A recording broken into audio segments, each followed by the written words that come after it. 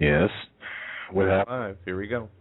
And ladies and gentlemen of the jury, the prosecution is not going to get that man today. No. Because I'm going to get him.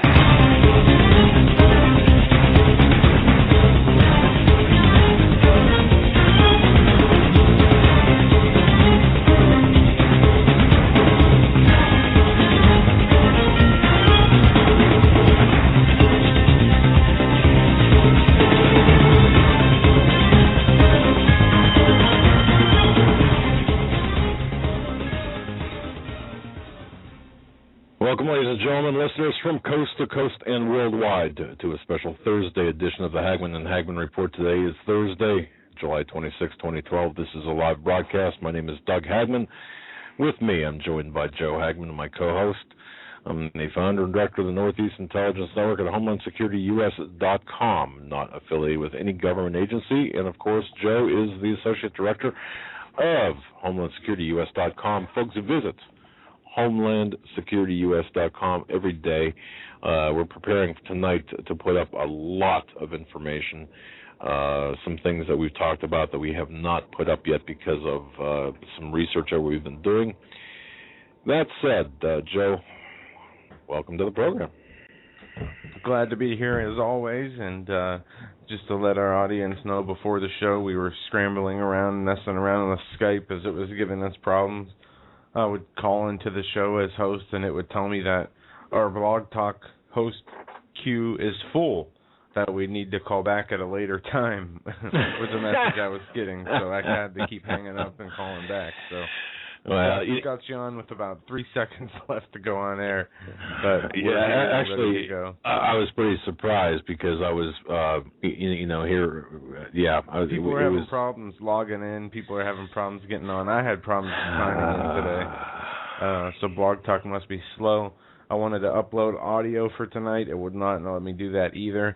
Some audio of the top immigration officials described border chaos resulting from administration's amnesty policy. Senator Sessions hosted a press conference today with top officials from two unions that represent U.S. immigration law enforcement agencies. And if I can get that audio up in the meantime, I will. Otherwise, I'll just read to you what he said later on when we get to that part of the show. Well, there's a lot of news to cover. There are a lot of events to cover, and certainly we want to talk about the prospect of potential attacks at the Olympics. We've gotten reams and reams and reams of reports from various agencies about what could happen at the Olympics, and I'll tell you what. And I want to say about that. People, listeners in the chat room, people who call in regularly, I heard some things, saw some things today. They're talking about this 9th of Av, and all of a sudden they're changing it, saying that, it really wouldn't start until Saturday or Sunday. Well, I think there might be some. Okay, it's Tish B'Av is the Jewish. That might be right because I'm not sure if it can start on the Sabbath, which would be Friday. Okay, I don't know how that works. Me neither, and I just wanted to get any kind of clarification we could on that. Some of the things we're going to get into. There's. Wait. Let me just say this, Rob. If you're listening in Israel or tomorrow, or anyone in Israel, if you want to send me a clarification on Tish B'Av with respect to the Sabbath, certainly do so via Skype or via email. That'd be appreciated. Okay, Joe, go ahead. Yeah, just to say some of the news we're getting into tonight. The Colorado shooting prompts calls to curb online ammo sales. And also, we came across an interesting report earlier today where Obama said something along the lines of, I, like most Americans, believe that the Second Amendment guarantees an individual the right to bear arms. And he says that, but does he mean it? Will we see, There's something terribly wrong with this. I'm going to tell you right now, I believe that there's something terribly wrong. And if anybody can listen to the first 15 minutes of the Michael Savage show from last night, he opens the show in about, I'd say 2 minutes in, 3 minutes into it, he goes on a tirade about how people should not have the access to buy body armor or clips, 100-round clips, how it should be, regulated. There's no reason for a citizen to have body armor and to have 100-round clips when going hunting.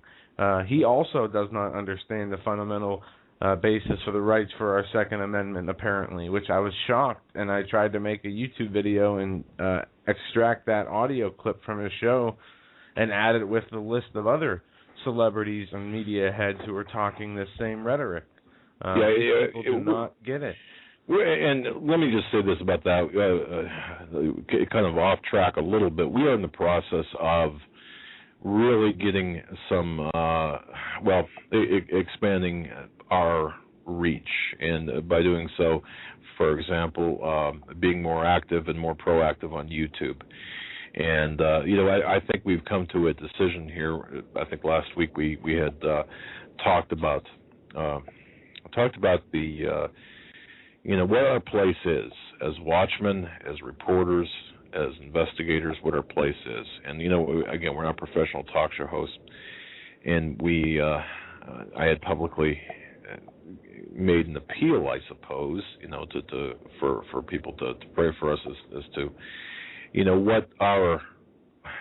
what our role is in all of this, what we should be doing, because obviously we're investigators by day, and that involves that's how we make our living.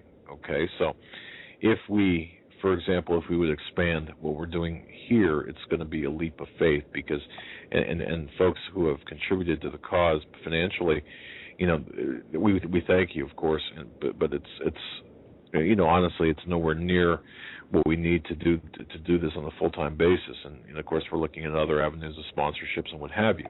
But it is remarkably helpful. And, yes, we are nowhere. We're not hurting or anything. We're just as we explained the other night, attempting to do this full-time, put our full efforts into media instead of trying to juggle 2 full-time jobs, when we can commit ourselves to one and do it very efficiently. And you said that very well. Thank you. Yeah, and get across much better. An article I just posted in the chat room, leaked UN treaty does ban guns, and I posted that link in the chat room. There's an article about it on Infowars.com, and I found this link somewhere else. And I'm not sure if you saw this, Dad, but I will send this to you via email. I have the treaty. Yes, I've got a copy of the treaty downloaded. Okay. I downloaded that right away as soon as I saw it. Aaron Dice writes that article. It says, treacherous wording upholds states' gun rights but not individuals. The text of the anticipated hotly contested United Nations Arms Trade Treaty has been leaked, with the treaty itself to be adopted and signed by member states as early as tomorrow, July 27th. President Obama today joining the chorus for gun control inside the United States in the wake of the Batman massacre has previously indicated that he would sign the treaty, which would then have to be ratified by the Senate. As we talked about last night, 2/3 of the senators would have to ratify or be in support of this document to get it through. They did not seem to have the full Senate ratification numbers before the Colorado massacre. Now they are talking like they do have the majority. And what a surprise and a coincidence as that unfolded the way it did. Yeah, and about that shooting, and a lot of things come back to that, and it's almost as if Joe and I were talking today. We really don't want to. We're kind of tired of talking about the shooting because it's monopolizing a lot of things. But it always, go ahead. Whatever we're researching, we're looking into, and especially with this treaty going on, it always comes back to this. It does, and one of the things. Information. Yes, we do have new information, and we broke this last night. That according to a law enforcement official, and I know that a lot of people were listening last night, and this has already made the rounds on the internet. A lot of one of the someone close to the investigation. Okay, last night I interviewed said, look, there were 2 at least two people there at the theater, and perhaps a third person involved in the assisting of this. And this was a conspiracy by its very nature, by its very legal definition. Now, we're not hearing about this. We're not hearing about the second person. No. We do have, thanks to an individual who wants at this point to remain anonymous. However, that's probably temporary. We do have transcripts of that of the police activity that night, and they do identify at least two people as being suspects. Absolutely, and you can find the audio online. Yeah, but there's I noticed this too. It's interesting because some of the audio now is redacted, some has been taken off, some has been scrubbed, but this person got the audio right away, and the transcription of the audio we've gone through, and there's definitely two people at that theater, and I'm beginning to, after looking at this audio or the transcription, I'm wondering if this Holmes even fired a shot. Yeah, we don't know. It's almost like a Lee Harvey Oswald situation. So if that's the case, then this has a greater level of importance for what's going on in the world. I mean, it's just not a tragedy in Aurora, Colorado. This was a planned event for some other purpose. And I don't, without speculating, well, we can look at Arms Trade Treaty and such. So anyway, and then Michael Savage, that surprises me. Did you hear the audio? No, I did not. But okay. But look, the Second Amendment, as you said, Joe, the Second Amendment is in place not for hunting, not for sports guns, not for it. We need that Second Amendment in the event of a tyrannical government, to fight against a tyrannical government. So, yeah, exactly. What? And you know what?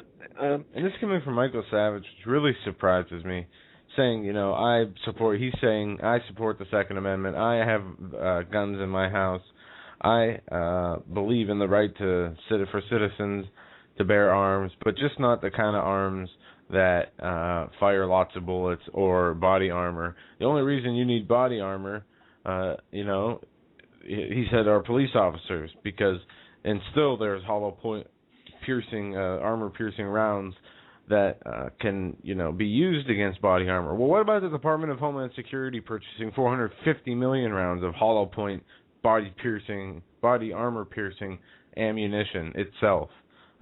Don't we have the right to have body armor to protect ourselves against that? I mean, don't we have the right? You're not. I think you misspoke there. I don't think they're armor piercing. They're hollow points, from what I understand. Hollow points, but I don't think they're armor piercing. In which case, body armor wouldn't be any good. Yeah, depending on the range. Okay, maybe I misspoke on that. But still, the argument being made by the so-called conservatives, because he even says in his audio rant, us conservatives with a big C, whatever that means. Go ahead. Yeah, I know what that. I mean, conservatives with the big C. That's me. Okay. Because we believe, that in the right to bear arms, but we don't believe we need 100-round drum clips for machine guns and body armor. No, we need 2 100-round gun clips. Exactly my point. And I'm sorry I couldn't get the audio fixed up to get it on to the show tonight, but just listen to the first 15 minutes of his show and you'll understand what I'm talking about from yesterday, and it's pretty stomach turning. Well, I've got his private email, so I'm going to send him an email because I was on the show that one time, but we got Rupert Murdoch calling for gun control, Michael Moore. We have Mayor Bloomberg telling now he said he was kidding about the police officers going on strike until the people turn in their guns, because he knows he was breaking the law when making those statements. Yet he's going to get away with it, as most corrupt politicians get away with their crimes, no matter how big or small. But to tell people to go out and, basically that there should be anarchy until you do what he says or you do what he wants, is absolutely absurd. He should be removed as mayor. He's a disgrace to that city, to that state, and there's been so many disgraces before him. but they continue to each top each other. And Mayor Bloomberg is one of the worst city mayors connected to these globalist elite international bankers who want total control over your lives.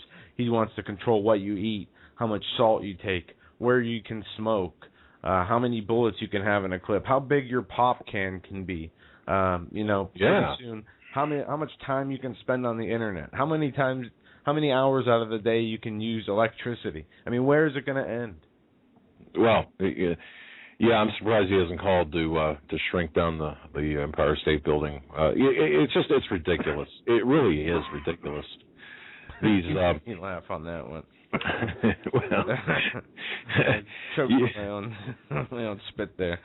Okay, well, that's a pleasant picture. But look, it's what we've got here is we've got not just Bloomberg, but we've got a whole entire cadre of these kind of people, progressives, who are attempting to control every aspect of our lives. And I got to tell you, I really have. I've got this. I haven't had any dreams or anything like that. I think you got to sleep to dream, and I haven't really done much of that. I did, by the way, wake up on my keyboard this morning. I fell asleep in my office. I got in about 3:30 this morning, and I have a Word document that's several hundred pages long with nothing but spaces and characters. But anyway, having said that, I just think that there's a big. Go ahead. No, I didn't mean to interrupt. I just want to tell you, Holly in the chat sent this, posted this in the chat, July 26th, Intel Hub, Colorado shooting. We've been lied to, and there's proof. Aurora, following this timeline of actual events that took place just after the mass shooting, was reported to 911 in Colorado Theater during a midnight showing of the Batman film. And it goes through the calls to the police and what was said. 4 minutes, 30 seconds in, suspect caught. 6 minutes, 40 seconds, 6 seconds in. One of the shooters is wearing a white and blue clothing. 8 minutes in, witnesses report multiple suspects. 16 minutes in, male suspect seen with red backpack and another all in black fleeing the scene. Okay, I'm checking this here. Go ahead. 17 minutes into the 911 or police being there, James Holmes was named, but seconds before they are talking about a second suspect on the loose who got away. Also, cops describing one of the suspects as male, dressed in black camo vest, gun mask, and possessing multiple long guns. Basically, like you said, like your source said, there are more than one persons involved in this. And to what degree, whether they were, throwing tear gas or opening the doors for people to get in or shooting themselves. Me and you were talking last night about how actually Holmes might not even be the shooter. He's I'm not amnesia today, saying he has no idea what's going on, asking the jail guards, why is he there? Why is he being, persecuted, and why is he doesn't understand. This is a far cry from yesterday, where apparently he was spitting on guards and asking them how the movie ended, and now they say he has amnesia, which would coincide with mind control tactics. Yeah. But, and I would urge everyone, look, if you have the ability to watch the Manchurian Candidate, the original Manchurian Candidate. Okay, I don't know if it's on YouTube or if it's frankly I've seen both. Thanks okay, to you. But the original one is perhaps I would suspect it's more to. I've seen both too. I wasn't too impressed with the second one. The first one was just outstanding in terms of how they did it. The second one has Denzel Washington in it and Meryl Streep and a few other notable actors. The first one was older. Right. Well, yeah. Yeah, it was like 1962. Yeah, it's black and white. Okay, but I got to tell you, I think that what we're witnessing here, and I'm looking now at what the source had done, and again, he's requesting anonymity just temporarily. This man's bona fides or bona fides, whatever we're going to call them. I got to tell you, wow, I could only hope to have him. But that said, he went through every minute of the talks between the cars and the station.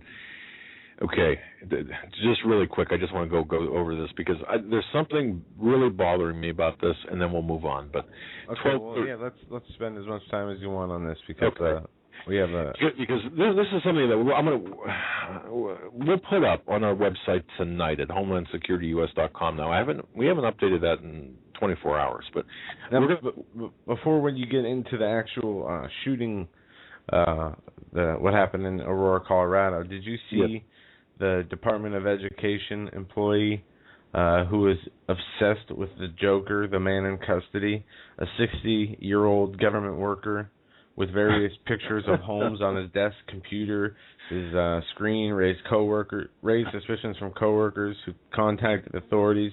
Authorities visited the guy at the home where he appeared to be under the influence of alcohol and drugs. He was arrested. Department of Education? Is that what you said, or who? Yes. A man in New York City from the Department of Education was taken into custody after professing James Holmes' obsession. Wow. Okay. Well, that in and of itself is kind of frightening. But you're going to have people like that out there. I mean, we see people like that all the time. And folks, by the way, if we get cut off, it's not because we've been shot or VHS is blown in through the doors outside of our studio. It's rocking and rolling with thunder and lightning. So, are you getting thunder? Thunder? Yeah. We live only, I don't know, 6 miles away from each other right now. I wasn't going to tell people that you weren't, that you're AWOL from the studio today, but you are. I've got control of the board, actually, so I can cut you off anytime. But no, so if anything does happen, it's because we're experiencing severe storms. And we've been getting those all day. Yes, we have. But the other thing, too, and I want to mention this before I go off on this transcript here a little bit, is we are going to attempt to, ladies and gentlemen, tomorrow night, and I really haven't fully defined this with you, Joe, and correct me if I'm wrong, but I think tomorrow we're going to attempt to be on video as well as audio tomorrow night? Possibly, yes. I have been, I'm supposed to get a hold of Cuban, Troy, and he was going to help walk me through the details of how Pastor Begley and how Radio Preacher Man live stream their video shows while doing the audio on Blog Talk Radio. I have not had the chance to call him yet, and I am going to do that, and we are going to be back on video hopefully tomorrow night. So we'll be live streaming hopefully at our site or maybe just on Cuban on the YouTube channel plus the audio here. So we're going to try to get that in before the end of the week is over. Yeah, and if not, if that doesn't work out, certainly next week. The reason we want to do this is because we do have visuals that we would like to offer as well, not just a couple of pretty faces, but excuse me. But so that's something that we want to let you know. All right. Now look. At 12:35 is when the estimated attack, 12:35 local time AM in Aurora on July 20th is when this reportedly started, okay? Tear gas, then shooting. 12:39 was the initial report of the shooting. At 12:41, the police were on the backside of the theater. Now, 16 minutes have passed from the initial canisters to the police responding. But, okay, now, which is a little different. Or I'm sorry, wait a minute, 12:30, yeah, 12:41, okay. 16, okay, I'm correct in that. They say we've got the back covered. And then at 12:44, I need a marked car behind the theater, Sable side, I've got a suspect in a gas mask. That's 12:44. Now remember that, 12:44, I need a marked car behind the theater, Sable side, I've got a suspect in the gas mask. Next, 12:45. Is that dude in the white car nearby? That white car, and I'm reading now directly from this transcript, that white car in the lot, is that the suspect? Yes, we've got rifles, gas masks. He's detained right now, and I've got open doors to the theater. There's nothing about him wearing tactical gear or having guns. 12:47. Guns in the car, correct? From the last. Anywhere on his person or in the car. But okay, wait. I thought you just said the last person had guns. We have the suspect guns in the vehicle. But I thought that's what you said. Oh, okay. I'm sorry. Yeah, correct. Yes. Okay. Let me reverse myself or go back here. 12:46. The white car in the lot, is that the suspect? Yes, we've got rifles, gas masks.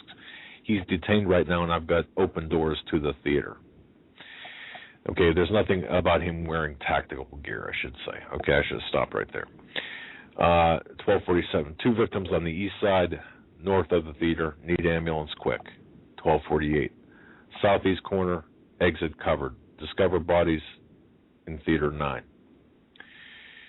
12:49, and this is where it starts to get really interesting. One of the shooters might be wearing a white and blue plaid shirt. That's 12:49. One of the shooters might be wearing a black and white plaid shirt. Now, this is the extraction, okay? There's a lot of stuff going on in between what I'm reading, but this is the important stuff. I've got a child victim and need a car at the back of Theater 9. Now, that corresponds, folks, with some reports of a young girl being kidnapped, or somebody carrying a young girl, perhaps, or trying to kidnap a young girl, or perhaps even stabbing a young girl. Did you hear that, Joe? Yeah. Yep. All right. I've got a child victim and need a car at the back of Theater 9. 12:51. Suspect saying he's the only one, but I'm getting conflicting descriptions from witnesses here. Okay, now I'm going to go up here real quick. Also, before you get into that, continue, there are witnesses, a couple of witnesses who were in the theater who were interviewed by different news stations, who reported multiple tear gas containers being thrown from directions, different places that could not be done by one person. Okay. Let me just really quickly go through this. Suspect, at 0110. The data, they get off running the license plate. Colorado, I'm not going to give the plate out over the air, sends them to an address, a different address than Holmes's residence. I'm not going to give out those addresses. Suspect all in black. Now this went over the air. Suspect all in black, black tactical mask, black tactical helmet, gas mask, at least one handgun, possible shotgun, possible long gun. Okay, now that is different than what we heard at 12:46, where there was no mention of any type of tactical gear. Now, it is obvious that the witness's description does not match what police encountered as they detained Holmes, the suspect. They're still looking for the guy the witnesses are describing. So they've got Holmes. Yeah. But they're still looking for the guy. The witnesses are the witnesses are saying, look, here's this guy. He's all in black. He's got a black mask. He's got a helmet. He's got a gas mask. We discussed this. Okay. It does seem that there was, at the very least, I'm confident in saying there was a second person involved, whether the involvement was to get the door open, to throw a can of tear gas from a different direction for distraction. From what I understand, there was tear gas canisters in both theaters, 8 and 9. So that right there alone would say, obviously, because Holmes had never entered number 9, from what I understand. Well, wait a minute. Holmes never entered. 9 is where all the shooting occurred. Okay, well, the number 8 is where one or the other. There was canisters reported in 2 separate theaters. But okay, well, at 1:18, the cruiser reports that they're going to the suspect's address. Now, this address is not Holmes's address, to do surveillance in the event that perhaps the perpetrators might be returning to the apartment. They confirm the license plate from key witnesses. Need to start quickly as possible. I'm going to move on here. Now, over the air, it's going to be a Hyundai accent, Tennessee plates directly in front of the doors, charcoal color, possible just the thermos, but it's covered up. Possible secondary device registered to an address out of Columbia, Tennessee. Clear, meaning that the plate came back no once. Yeah, but that Tennessee plate was that the suspect's car? Well, now, okay, that's up for debate. I don't know. I've heard people report it as such, which leads to the question: what connections to Tennessee does this man even have? Which was done? Well, that's true, and we have to dissect this in a way where, we could easily make some speculations here, but I don't want to do that. But now here is the money phrase here in my estimation. At 1:55 in the morning, this went over the radio. This from a cruiser at the scene. The officer says, and I quote, "It sounds like we have possibly two shooters. One, and now this, Joe, this goes to you. One that was in theater number 8 and one that came in from the outside theater 9. It sounds like it was a coordinated attack." End of quote. Mm-hmm. Okay. At 2:06, secondary device found in the main parking lot. 2:21, release fire truck from duty. 2:27, need dog to search suspect's car. And right there, let me jump in. That the two shooters or the two people involved in this incident goes along with all first reports, goes along with what most people were describing and saying, goes along with what was being reported initially. That's right. And I know that, like you said yesterday, the fog of battle, the fog of war tends to make people think, things are different than what they actually are, different facts. It's hard to gauge a situation under so much terror and horror going on around you, but there were multiple sources reporting more than one person being involved in this from the beginning. Those people never backed down.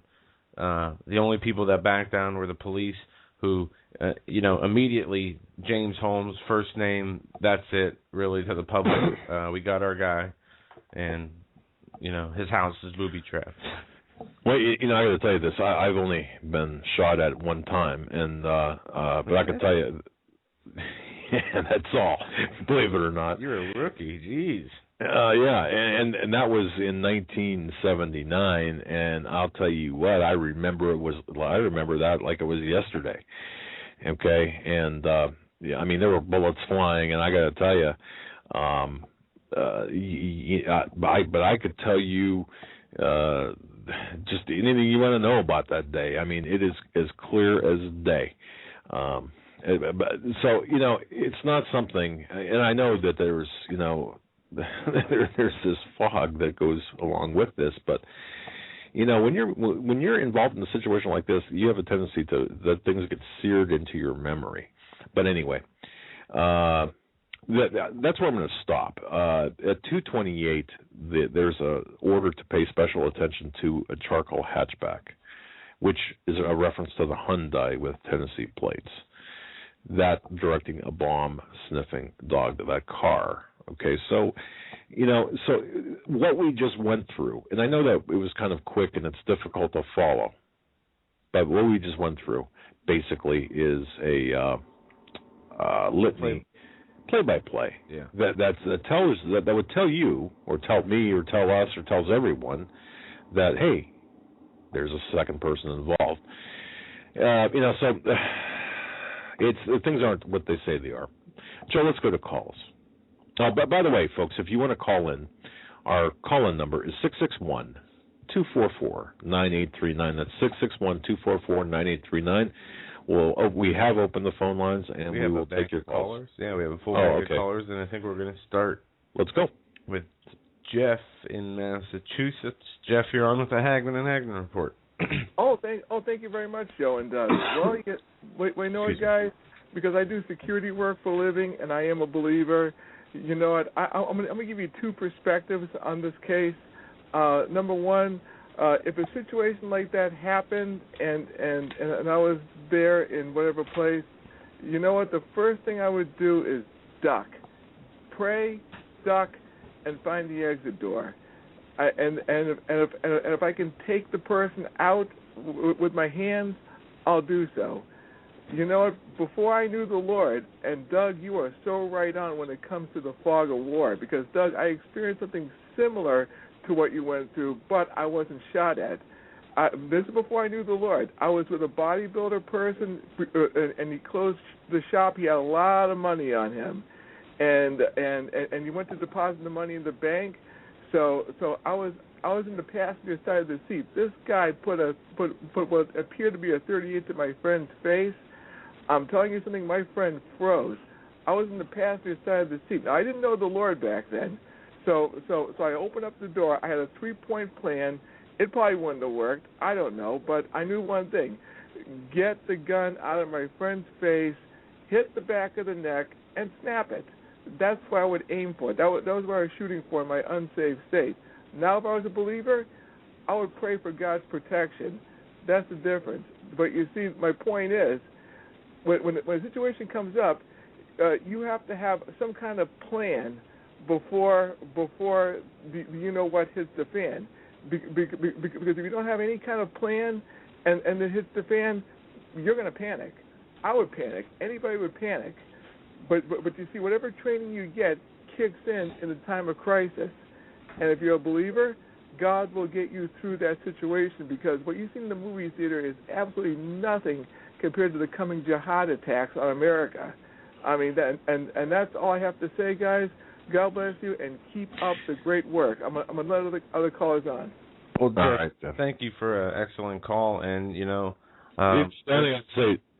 That just, continues to prove what we're talking about, that definitely situations are handled differently, depending on whether you are have the Lord as your personal savior versus if you don't, and you have that godlessness spirit. I'm going to assume though he would act as well. I mean, not just pray, but act in addition to. Yeah. I suspect that's what he meant. But how to act definitely will change based on what your personal belief and spirituality is. I know at least mine would. What I would do 10 years ago versus what I would do today are completely different. Sure. I mean, not only does age kick in, wisdom with age and experience, but certainly the spiritual aspect of comfort. Right. I understand that. So okay. We have a full bank of callers. Let's take them. Let's take them. I'm blind on the switchboard. So go ahead. All right, we're gonna go to area code 808. You're online with the Hagmann and Hagmann report. Hey, hello, brother. I'm just listening. I appreciate it. We'll put you back on hold. I'll write your number down, and thanks for listening. Yeah, it's a lot of people do listen that way. So, folks, if we happen to catch in, you just want to listen, just listen, and we'll put you back in queue. And it's funny. I have I just bought some new notebooks, and when I started this new notebook, the first thing I did was write down all the callers we get every night, trying to write down listener, caller, listener, caller, listener, caller.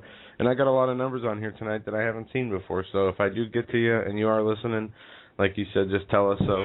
Yeah, just back on hold. But I don't recognize some of these numbers, so I'm going to just go to them. Area code 704. You're on live with the Hagmann and Hagmann report. Area code 704. Did you? You're up. All right, let's give that one a rest. Okay, area code 732. You are on live with the Hagmann and Hagmann report. 732. Yes, it is. Yeah. Oh, I was only listening, but I'll say something. I'm sitting in the dark right now.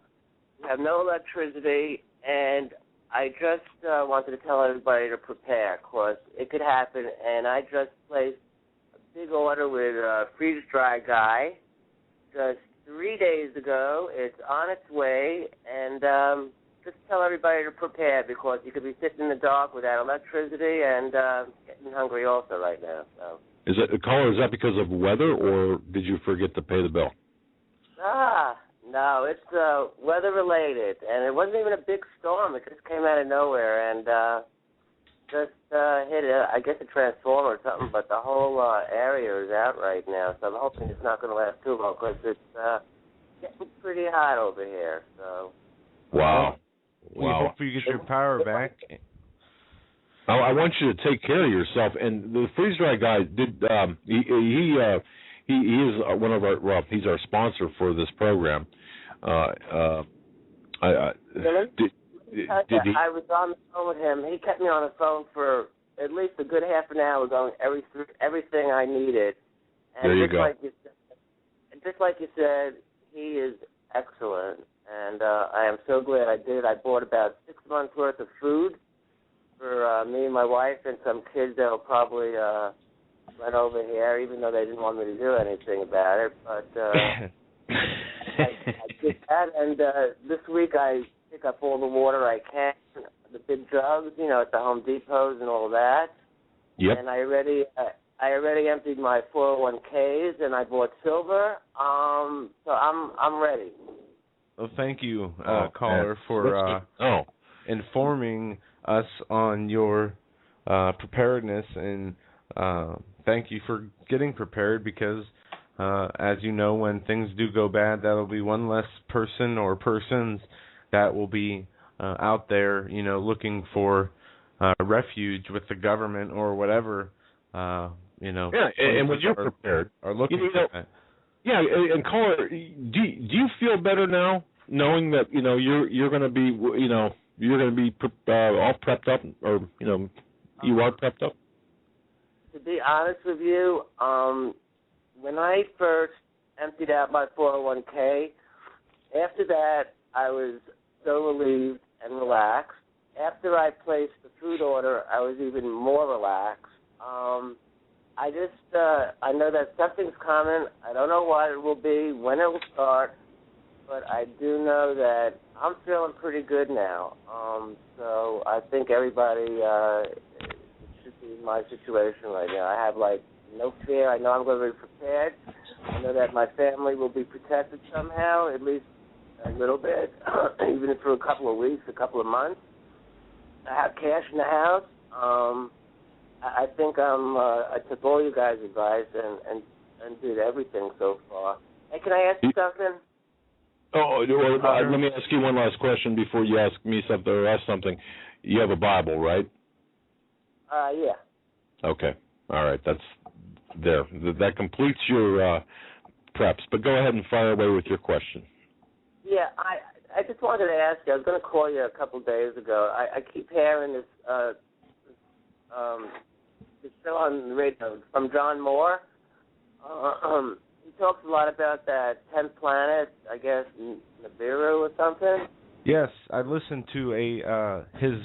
I know there's a 2-hour broadcast out now, but a listener prompted me to him about 2 days ago, and the day before yesterday, I listened to that first 40-some minute to an hour video or audio clip he did on that topic. Yeah, it's pretty scary. He says first turnaround of this planet coming into the solar. I think it's already in the solar system, but coming around near the Earth is around August 17th and then September 26th, and this can cause a hell of a lot of trouble. He's also talking that all the shorelines are going to be underwater if this thing goes full blast. So I was just curious if you guys heard any of that kind of stuff.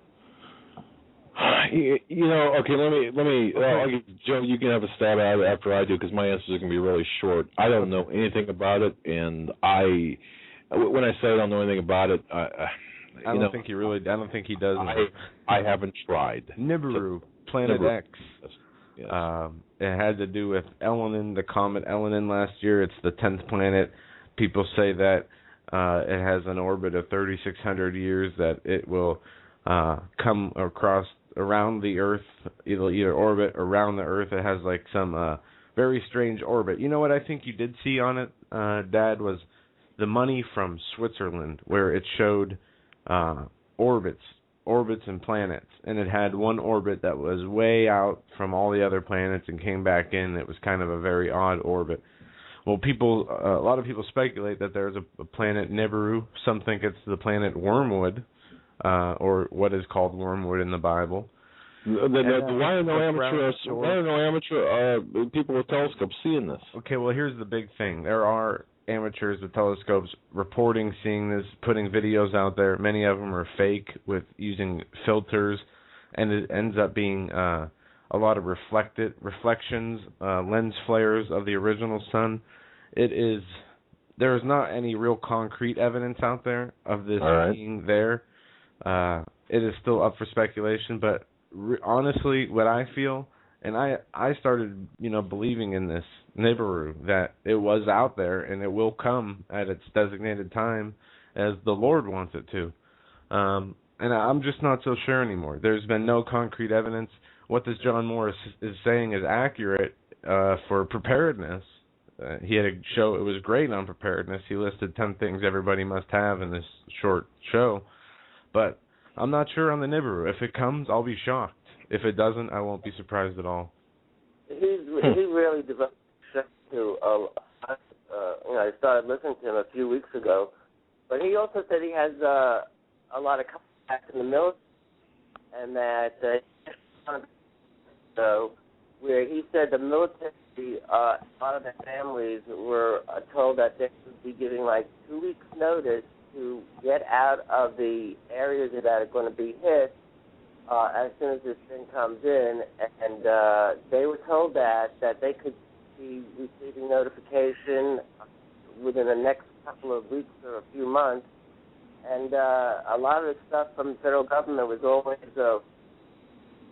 to Denver, Colorado, because that the government is going to be on its way by around now, this time of the year. So.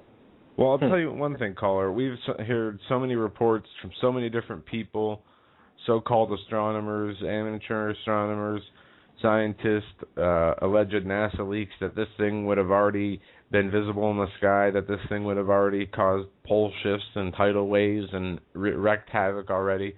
It seems like the date keeps getting delayed and delayed. And I'm not saying that the possibility for it there is not there, because we know as the planets and the satellites, different satellites like Iris and that are out there are finding it's more and more common to have binary star systems instead of single star systems like our solar system.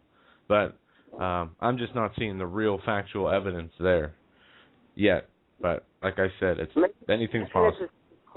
Mention it to Steve Quayle, because John Moore says that he talks so I haven't heard from him. But yeah, we can definitely mention it to him. So, all right, guys, that's about it. All right, keep listening, and hope your power comes back on soon. My goodness. Yeah, and that would be uncomfortable. Please let us know what you think about the freeze-dry guy food you get, how it tastes, and how that works out for you. Yeah, that's a great job. Obviously, they swear by it, but it came very highly recommended by you, by a couple other. I'm just glad I got it. Did you mention our name? Did you mention that you heard it on our show, or? Absolutely. Well, thank you. Good.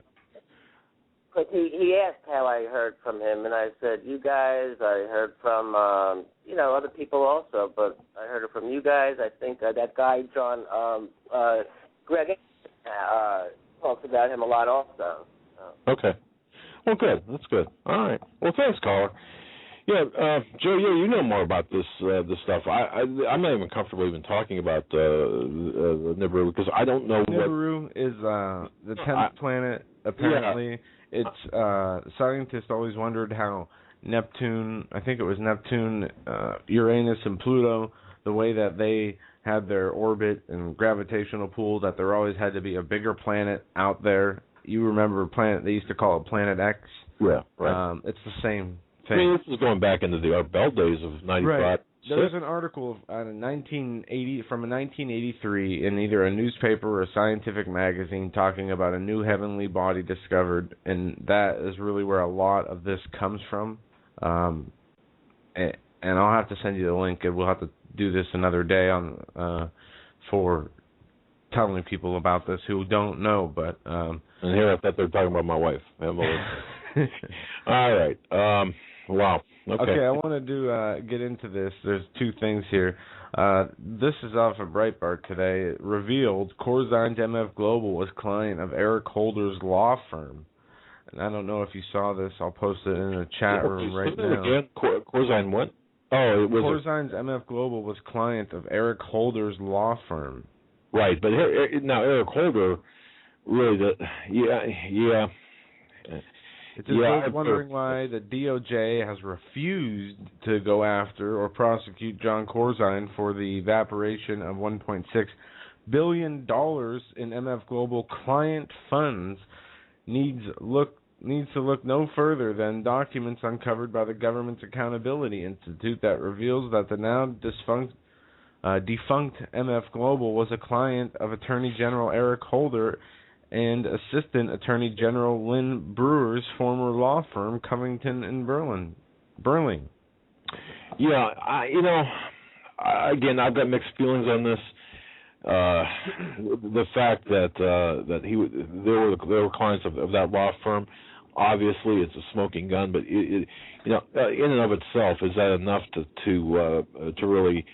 I think that's one piece of many pieces. By itself, yeah. But I'm not sure that would be because the Holder doesn't have any more. There's nothing to do with this law firm anymore. But if you want to get into it, I'm trying to think of who else worked with Holder as well. Along with Holder, it says that Assistant Attorney General Lanny Brewers. Yeah, Lanny Brewer. And okay, so look, and it also goes on to say that the records reveal MF Global trustees for the Chapter 11 bankruptcy retained as its general bankruptcy counsel Morrison and Forrester, the very law firm from which Associate Attorney General Tony West came to the DOJ. Exactly. Okay, now we're getting into some real conflicts here when you've got the trustees that are. Yeah, and it gets deeper. Yes. It says, and more. As Government Accountability Institute President Peter Schweizer explains in the Washington Times Thursday, the trustee overseeing MF Global's bankruptcy is former FBI Director Louis Freeh. Louis Freeh. Yeah, can you believe that? At Holder's Senate confirmation hearing, Freeh served as a character witness for Holder and revealed that Holder had previously worked for Freeh as general counsel. Correct. Okay, now that's right. But just the fact that there was a client-attorney relationship, that's fine. But there's more. Everything else that you said definitely does suggest that there's a huge conflict of interest there. But ultimately, there's no question that Corzine should be in jail. No question whatsoever. Or when I say jail, he should be long gone. To think that this man, this is like me opening a bank for businesses, farmers, people in the community who have important community services and products, and starting a bank, taking their money, and right before, especially the farmers' time, to take their money out to buy their seed and feed, etc., taking all their money and using it to my personal casino losses or gambling debts and getting away with it because I'm, part of the mayor's staff or, his attorney it's just complete crony corruption at its best, government run mafia, criminals with passes.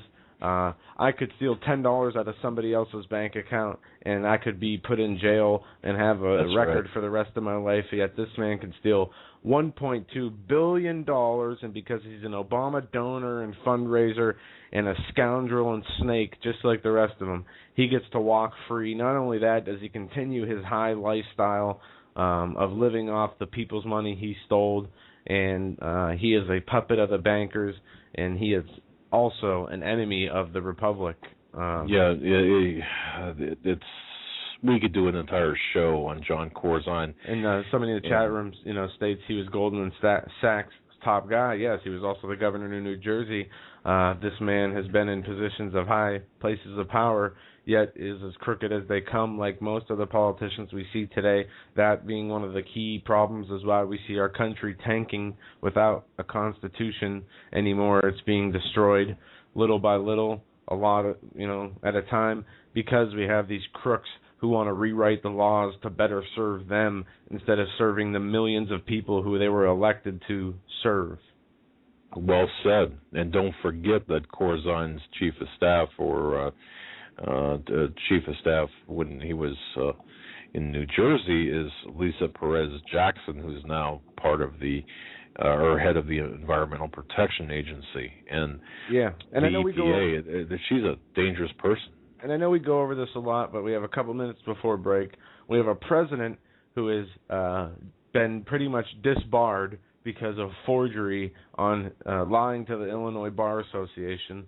His name is not even Barack Obama. His name is Barry Soetoro, as indicated by his Indonesian school records. So we have a true usurper in office. This man is a traitor and an imposter, should not even be president. We have Eric Holder, who wants to brainwash people, into radically thinking about guns in a different way. Promoting gun control, promoting destroying the Second Amendment, while sending 20,000 plus guns to Mexican drug cartels to attack the Second Amendment. Also involved in Oklahoma City, we have Hillary Clinton, who panders to the Muslim Brotherhood, who is a globalist snake weasel at the highest level. We have Janet Napolitano. I could say a lot of mean things about her, and I won't, because it's not important here. But she is the SS chief, Gestapo leading Department of Homeland Security head, who invites terrorists into this country as if they are some special, foreign leader. At the same time, you or me would try to go to the White House or the State Department for a meeting with one of our representatives or elected officials, and would probably be arrested and beaten by police. Yet they take these known terrorists, known people from known foreign domestic terrorism agencies listed by our government, and invite them into the White House, and then they go and put them in high positions of power inside the DHS. These people are globalist, corrupt sickos at the highest level, and this is why our country is in such shambles. The satanic influences that run with these people, the pedophilia in some cases, like we see with the Penn State scandal. They took away all Joe Paterno's wins because he knew and did not stop Jerry Sandusky from raping little boys and pimping them out to donors for money. And so many of these universities, so many of these groups of people, judges, police, all child service workers, departments of the, in the Pentagon, CIA, Blackwater, horror stories from all of them taking people's children who have been taken away by CPS and using them for sex slavering. This is something that I'm still afraid to really get into because it is so disgusting and dirty. But it is. It's very. What you just said there. There is more to this pedophilia. There's more to these small children being kidnapped, or these young people being kidnapped, including Penn State. I was talking with someone yesterday about this very issue, who said, look, it was not really super well known, but known well enough. If you had enough money, you could actually rent, perhaps is the word, a young boy through this Sandusky network. Especially if you were a booster, a backer of the football program. That was one of the ways they repaid you, by giving you one of the young boys that they had there at camp. As disgusting as that sounds. Evil at its darkest. Joe Paterno, whatever his involvement is, I hope he prayed for his salvation from the Lord, because if not, he is going to burn in hell with the worst of them. Well, and before the break, I just want to say that it's interesting as we go through and we investigate different issues, different departments of within their government and various government actions, agencies, and non-governmental agencies, how big of a role that this plays, that pedophilia plays, and even the occult and satanic type of activity. I thought it was overblown, and I thought, no, come on, this is not true, but it is true. It's sickening. It's disgusting. It really is. And what's even worse is that this goes on such a much larger scale. I think, 1 in 6 children are now sexually abused. The stats are 1 in 6. It's growing. I mean, and that's reported. Yeah, it's beyond belief. Folks, you're listening to Doug and Joe Hagmann on the Hagmann and Hagmann Report. Want to hear from you? 661-244-9839 after the break. That's 661-244-9839. Thank you very much for spending your Thursday evening with us. Today, of course, live broadcast, 26th day of July 2012. We're right back after these messages. Hi, folks. Doug Hagmann here. You might know me as the co-host from the Hagmann and Hagmann Report, or as a frequent guest on Coast to Coast AM with George Norrie. If you're like me, you're tired and confused over today's headlines. You just don't know where to turn for accurate, concise information about really what's going on, what's truly going on in today's society. If you don't know where to turn for accurate, well-researched, and properly vetted news, I've got a suggestion. In fact, it's a requirement. Bookmark Canada Free Press. That's CanadaFreePress.com on the Internet. It's just not for Canada. It's for news across the world. Judy McLeod, founding editor, has put together a vast array of talented writers like Kelly O'Connell, Daniel Greenfield, Dr. Eileen Johnson-Powell, a lot of guest columnists, very talented writers. Folks, that's Canada Free Press at CanadaFreePress.com. Now mobile friendly. Follow on Facebook, because without America, there is no free world.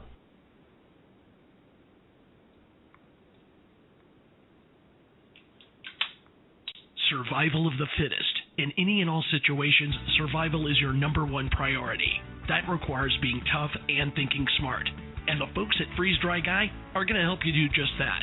They have the long-range patrol ration entrees, what they call the Brick Pack. When you're in survival mode, it is absolutely the best item for your survival pack or bug-out bag.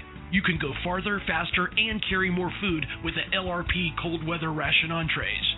Not only do these long-lasting, durable entrees help sustain you or your family through the harshest environment or situation, they are by far the most delicious of their kind. No contest. With a variety of tasty entrees, you can't beat the LRP Brick Packs. Let Freeze Dry Guy help you in your survival situations. Go to freezedryguy.com. That's freezedryguy.com. Or call 866-404-3663. That's 866-404-FOOD.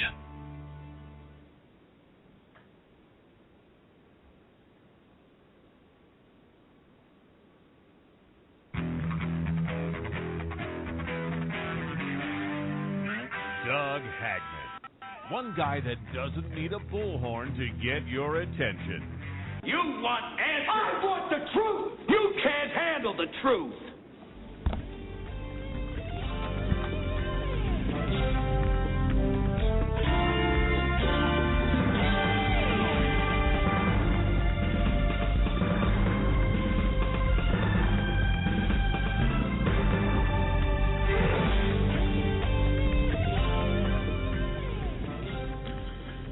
And welcome back, ladies and gentlemen, to a very special Thursday edition of the Hagmann and Hagmann Report. I say very special because every day is special. It's a gift from God, and every day that we are able to talk with you folks, to converse, to talk about the important news of the day is, and every day that you join us, it's a blessing. It really is. And I got to say, in our town here, we have there's this one business that has 2 billboards in highly trafficked areas. In high traffic areas, and he always has inspirational messages on this billboard.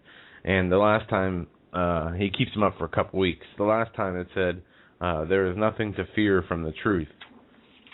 And wow. This time, this round, it says, we are not guaranteed a tomorrow. And, you know, that stuck out of me because that's something we always say, and that is the truth. We are not guaranteed tomorrow. We are only guaranteed what we have right now. at the time we have now. And what is important is that we utilize the time we have now to further the Word of God and further our own self-improvement and helping those around us. And I mean, really, what else do we have left? We have the government taking away everything that we hold dear to us, which is our Constitution, the attack on Christianity, on self-reliance.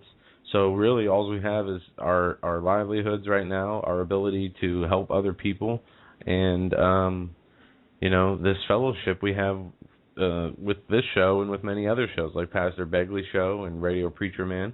Yeah, what great shows. Yeah, the people that listen to all our shows and their shows and have this fellowship, they know it's special because I feel it's special, and we're lucky to have that.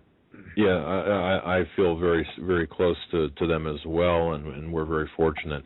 I wanted to get into something just very quickly here. We get reports, again, from status reports, situational reports from different areas in Syria last month that the United States backed, and they are described as rebels. Now, to me they're terrorists, but U.S.-backed rebels are committing Christian genocide in Syria. I saw that. Okay, they're sacking churches, issuing threats to all Christians, that all Christians will be cleansed from their territory. A mass exodus of thousands of Christians is taking place, or did take place in June and continues to this day, even as mainstream Western reporters like Robert Fisk demonize those same Christians for being supportive of the secular regime. Well, boy, and this is Obama-backed, United States-backed rebels, if you will, that are essentially killing the Christians in Syria. And we've got this going on in Nigeria now, where they're poisoning. Yeah, and Egypt, okay? The Muslim Brotherhood blockaded entire streets, preventing the Coptic Christians from voting at gunpoint. Now, this is what Obama has given us. This is, and I say Obama, I'm talking about everyone around him as well. They've threatened Christian families not to let their children go out and, or threaten the Christian families with their children if they would go out to vote. The State Department, in an unprecedented move, purged the sections dealing with religious persecution from its recently released country reports on human rights. So not only are we involved, not only is this administration involved in this, this is an all-out war against Christianity. They're purging sections of they purged sections, of the recently released country reports on human rights so that they would not have to admit this or report on this. And it's just church attacks have increased exponentially for the month of June. Egypt, Indonesia, Iran, Kashmir, Kazakhstan, Nigeria, Sudan, Turkmenistan, all of these. In Egypt, by the way, a Christian student handing out Christian literature in one of the universities there, he raised the ire of Muslim students, and that resulted in this clash on the campus. And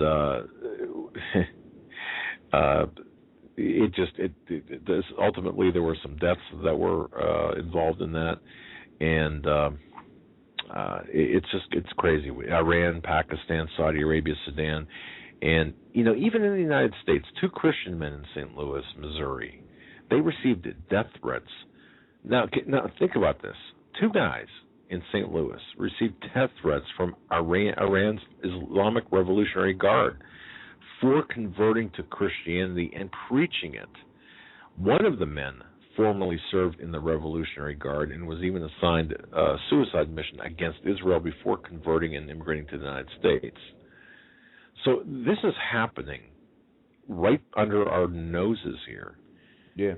And it's a religious war. This is a religious war. This is a war against Christians and Jews. Yes. And I received an email I wanted to mention this again. I spoke about this last night, but I received an email. Well, where does where do the Muslims fit into the New World Order? You talk about the New World Order, but you don't explain. Well, what about Muslims? Well, look, okay, hardcore socialists, communists, progressives, and Islam. They're working together because they both hate Israel. They both hate the Jews. They're working together because they are the common enemy of capitalism and the Western way of life. They're working together to overturn relatively stable countries because in the status quo, which, back with Mubarak and before that, they were ostracized from power. So, these are the pieces of the global puzzle. But when the New World Order people get done with the Muslims, it's everything's going to be secularized. But they're using the Islamic religion to turn us into ultimately a secular state. But the one world order, this is a tool of the globalists, I guess is what I'm trying to say. So yeah. That's that. But moving on to a separate topic here, we'll work our way back into this. Kids' hot dog stands shut down by city officials before it's even open. Yes. And this caught my eye because this guy was not out making a hot dog stand to get money for himself to have a mountain bike or to raise funds for something he wanted to do. He was doing this because he was trying to help his parents who had a disability. Both of his disabilities, yeah. His parents, his mom has epilepsy and his dad has multiple sclerosis, so he decided to open a hot dog stand. He saved $1,200, mostly made by mowing lawns and shoveling snow. He checked with the city to make sure he didn't need a license or permit, even going to City Hall in person with his mom. Then he bought a cart. Where is this again? The hot dog. I read this right before my head hit the keyboard. I was reading about this. Where was this at? Let's see. Where was this at? This was in... And the parents did the research, too. They went to the city officials, and they said, look, what permits do we need? They went to the... They helped this young boy, 13 years old or whatever he is. They helped him to the extent that they could. Again, they're not immobile, but they're on disability status, multiple sclerosis and epilepsy. Pretty bad case of it too. Yeah, it says it goes on to say. No, but we know where. Because I read it and I can't remember what city it was in. I'm not seeing it here. All right. It goes on to say he arrived to set up shop on his first day, and 10 minutes later, a zoning official arrived to shut him down. The problem, the cart, which was in the parking lot of the sporting goods store, is on the edge of official downtown commercial district of Holland, Michigan. There you go. There we go. Michigan. Thank you. The city bans food carts in that area in order to minimize competition for the 8 tax-paying restaurants a couple of blocks away. Yeah, they're 2.5 blocks away from the sporting goods store where this young man wanted to set up the cart. And that's right, because they're saying, well, look, we can't have mobile food carts because that would bring in the lunch trucks and stuff. It's ridiculous. When we travel, we stop at hot dog stands every once in a while. It's real quick, it's easy, and you got a special taste for hot dogs. Especially we have all kinds of different places that make these crazy hot dogs. I'm sure you guys have them where you live too. When I say crazy, I mean all different. They're cheap. They might as well be. You can eat them or go. They call them like the same flavors as subs. They just put the same things on, then add a hot dog. But but people trying to do something. This kid was trying to do something good for his parents who didn't have the ability to do it for themselves, and we're not getting help from the necessary resources. So a kid, goes out to start a business after acquiring and going to the proper authorities to make sure it was okay to do so. So it's not a case of somebody setting up even a lemonade stand without talking to City Hall or the proper authorities. They went through the proper procedures, only still to be shut down. in this poor family, this kid. Maybe we should reach out to these guys and Well, you know what I was thinking of this morning? Again, it was like middle of the night when I was reading this. What I was thinking about this morning is, wouldn't it be great for those 8 restaurants to get together and say, look, for the purposes of this young man who wants to sell the hot dogs there, let's opt out of, let's have the council waive the ordinance, because the ordinance was there to protect the tax-paying restaurants that are brick and mortar restaurants that aren't going to go anywhere. And certainly, if they signed off, these 8 restaurants said, "Look, it's all right. Just let this young man have his way, and do his be an entrepreneur." I think that'd be great, and I think that would show a lot of class by those 8 restaurants, because 8 restaurants, 8 brick and mortar restaurants. The city is so afraid of losing the tax revenue from those brick and mortar places. That's what it's all about. And one of the things also, these big corporations, what we see is their profit margin. If 10% of the people stopped giving Walmart, these big department stores, business, they would have to shut down or change prices or do something drastically, because their margin of profit is only like 5%, 10% of their business, and then if that's gone, then they're in the red. And what I've noticed is I've moved into an apartment in the last 4 months, and I like going to places in my neighborhood, my local economy here, as it's called, and I'd rather pay extra. Just to give you an example, as a wedding present, my mom knitted us a very nice sign that she wanted to get framed for us, to put in our house, and she wanted to go to a bigger department store to do that. And right down the street, we have a business called You Frame It, and it is a local. That's business. Right, it's a local business. Well, we took the business there, and I do that. I like to do that with.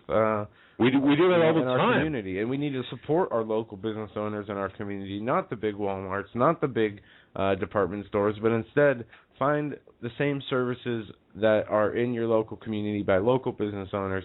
That is what helps your local economy, not spending money at these Walmarts to save a few bucks to, get something worth half the value when you're paying only, 25% less of the price. That's and I totally agree with that. All right, on to a couple other things. I wanted to mention this. Drug money funds voter fraud in Kentucky. This is just a crazy story. Voter fraud has developed a new meaning there, apparently, because in some cases, major cocaine and marijuana dealers admitted to buying votes to steal elections. Was this the buying the dead vote or the dead? Did you see that? This was the government. This is where the 2 people were convicted, because there are like 3 or 4 cases going on at the same time. This is in Kentucky. This is where people were convicted. Drug money funds voter fraud. Right. Yes. Right. Okay. And now, so, but the thing is, this was an extremely organized, very extensive operation involving hundreds of thousands of dollars, and in many cases, again, it goes back to the drug money. Yeah, it's crazy. Drug money funds voter fraud in Kentucky. Voter fraud was has a shocking new meaning in eastern Kentucky. That is where, in some cases, major cocaine and marijuana dealers admitted to buying votes to steal elections. As the result is the corruption of the American democracy. The government continues to met out justice in the scandal. 2 people convicted in April in a vote-buying case face sentencing this week, and another public official pleaded guilty Tuesday to conspiracy. And it says, we believe that the drug money did buy votes. Kerry Harvey, the U.S. Attorney for the Eastern District of Kentucky, said in a separate vote-buying case. Yeah. Drug money. Funding dead votes. That's right. This is what we have in this country. And that's with a collusion. Yeah. Collusion of the people in power. Yeah. It's It's sickening, and this fraud is going to continue. And unfortunately, we have Mitt Romney and Obama. Hopefully, Ron Paul will as much attacks as we've seen on him, media attacks, people saying he's not going to be on the ballot. He's making deals with Romney so his son can be VP. And it ended up being a pretty much an inside job from his campaign staff. He's going to be in Tampa. He's still going to try to be a factor from what I can read. I don't put my hope into any politician anymore.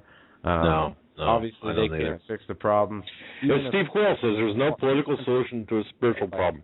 And that's correct. There is no political solution to a spiritual problem, and there is no political solution to a personal problem. There is no spiritual problem that doesn't involve you making a change. There is none of your problems that you can solve without making some kind of change in either it could be a change in your perception to view it not as a problem but as a blessing, or there's a whole train of thought, a positive train of thought that helps people with different situations. And I've learned, as I'm sure many of you had, you make the best out of whatever situation you're in, and it's all about how you view things. You could view things, as your car broke down. Oh man, my car broke down, poor me. Or you can, go to the train of thought, well, it's a problem of privilege. At least I have a car that has. That's right. We need to be more grateful for what we do have. Now, listeners, how would you like to receive an email from Joe and I that says this? About from the Hagmann and Hagmann report. How would you like to receive this email? I'm the signer on this. Hey, my upcoming birthday next week could be the last one that I celebrate as co-host of the Hagmann and Hagmann report. But that's not up to me. That's up to you. This July deadline is our most urgent yet, after coming after 2 consecutive months of being significantly down in contributions. If you pitch in $3 or whatever you can before midnight tonight, you and a guest will automatically be entered to join me at my birthday get-together next month. Who's this for? Now, me. Now, listeners, how would you like to get an email like that from me? Okay. Again, let me go through this real quick. My $3 contribution could get a dinner with you. Oh, wait a second. No.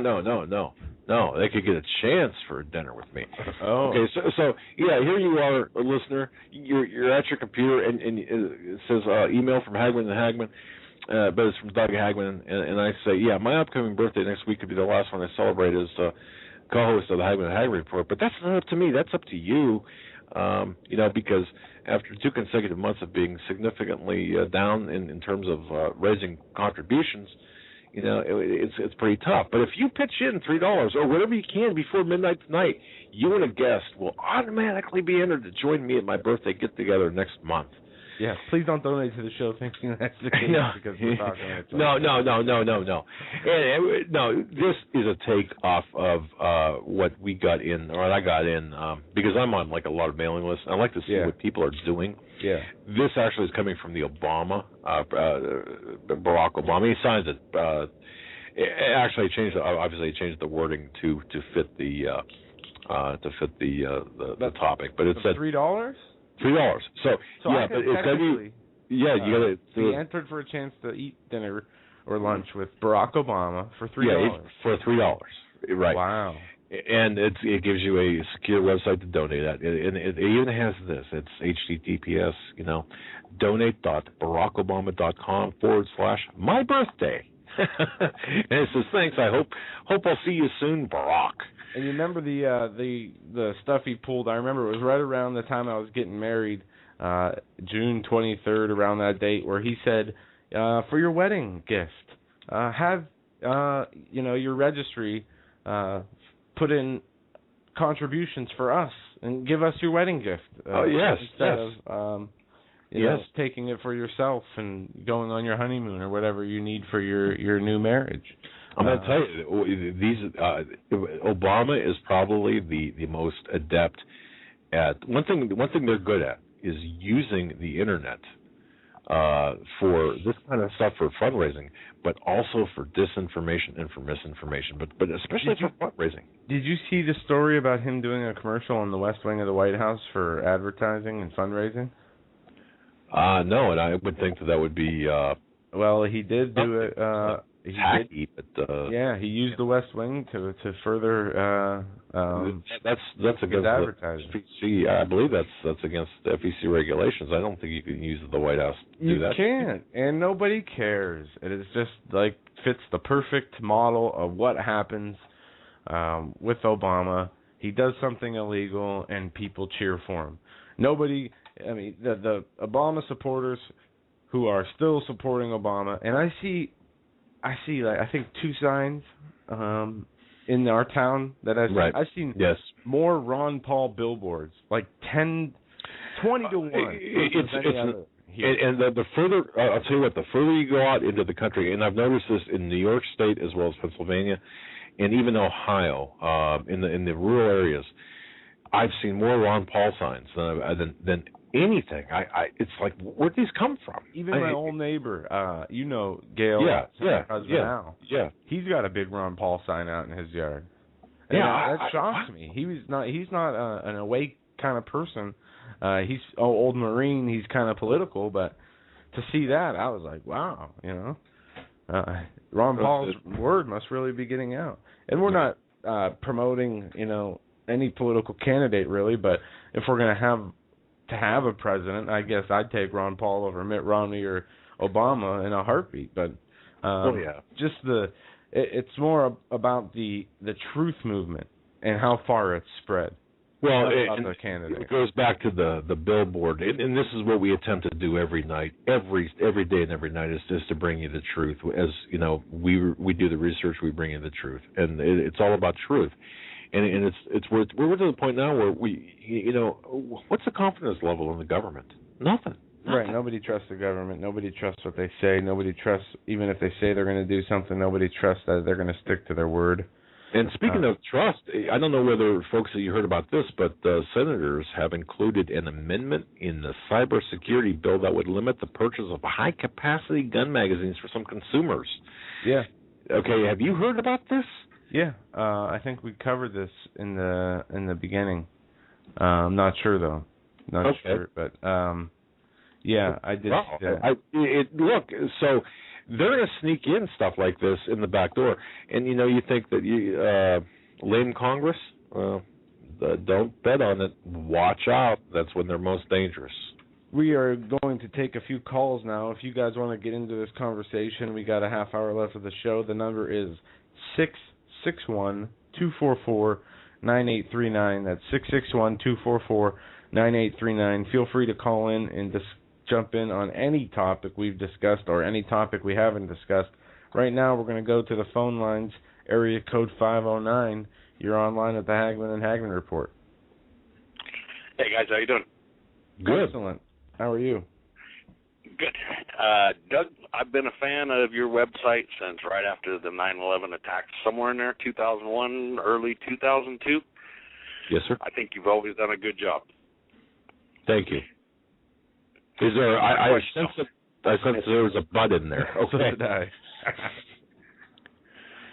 No, not at all. I listen to you guys all the time. I've never called you though, so. Well, I'm glad you did. What's your question? I'm glad you called. What's on your mind? Your timeline got me thinking. The mom's statement came out at what, 5:22 San Diego time? The mother for the... So the media was already alerted to the son's identity by then? Oh, yes, the Colorado shooter, correct? Right. We're going back to the Colorado Aurora. Okay. I'm sorry about that. No, that's fine. 5:22. Okay, all I have in front of me are the notes from the transcription from the car-to-car and car-to dispatch. I thought it was 6 minutes, 6:22 possibly, that they identified him on the police scanner, but I'm going to check right now for you. Yeah, I don't know. Okay. We'll go ahead. Okay? So, regardless of the time, what is that? What's your Where are we going with this? Well, I just thought the shooter was identified awful quickly. Yeah. Yeah. I mean, wake up yesterday morning or the morning before, and somebody was down in Florida or something shooting, and that was 6 hours later, and they hadn't released his identity. Yeah, that's a very good observation. That's an extremely good observation that I didn't even, quite frankly, I didn't even think of. They say 4 minutes and 30 seconds into the 911 timeline, the suspect was caught, and at 17 minutes, his name, James Holm, was named. But seconds before they were talking about this, a second suspect got loose or got away, as it's stated. Right. So, but caller, I think what you're saying is the family notification and subsequent identification was pretty quick, compared to other events of this nature. And I think you're right. Right. And it was as quick as like when Breitbart died. Before the coroner could even look at his body, they ruled it heart failure. These kind of anomalies that like when on 9/11 they blamed Osama bin Laden before they had any clue. It's this kind of pattern we see when the media comes out with a story as they know the story really before it unfolds. That is a huge indicator as to they really set something up. Yeah. Well, caller, what's your thoughts on this? You must have developed some thoughts. What are you thinking here? The other thing I noticed, guys, is all of his pictures, aren't his eyes just extremely dilated? There's a few pictures that even were pointed out to me by friends I have and listeners of the show who say some of the pictures of him don't even look the same. But yes, his eyes all look very different. Sometimes they look dilated. Sometimes they look he looks out of it, like you can see through him. And a mentor of his has admitted to him being under some kind of mind manipulation also. And we talked about this before as well.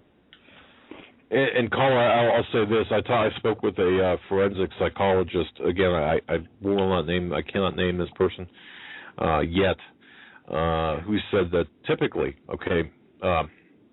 not this person is very well known, but typically, for example, when one is arrested, they would not give him any medication. They would not drug him. No, especially not before court. Well, yeah, at any time. So there's something else here. I don't know what it is. Keep digging, guys. You're doing a good job. Well, God bless you. Thank you for calling, and thanks for listening, and thanks for... One more quick question. Sure. Either one of you guys got a German Shepherd? Yes, I do. Yeah. We both do, actually, kind of. Good deal. I'm sitting two myself. If you've been to our website, Northeast Intelligence Network at Homeland Security, or you look at our show page on Blog Talk Radio and Team K9 YouTube, we use him as our mascot. Yeah, that's actually a picture of our German Shepherd. That's cool. His name is King, and he's a real dog. Those are our pictures we took, and he's got King. He's got that attitude. But good deal. All right. Well, thanks for listening. Guys. Thank you. All righty. Yeah. Wow. Excellent call. I'm just shocked at the level of quality of calls we get on a nightly basis. They are always wonderful with excellent messages, excellent questions, and I am just very excited that our audience is so in tune with what's really going on in the world.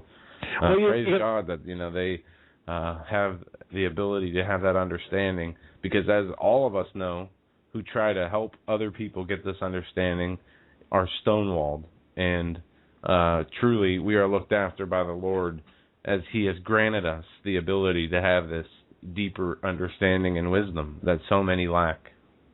Wow, that is true. And I could not... honestly, I couldn't imagine, sitting and spending a couple of hours with two guys, unless you really were listening to us. it takes a thirst for knowledge, a thirst for an interest, a commitment to find out what's going on. Not that we have all the answers, because we certainly do not. And No. I'm not trying to elevate us to any level, except to say that, you spend 2 hours doing anything, listening to anyone.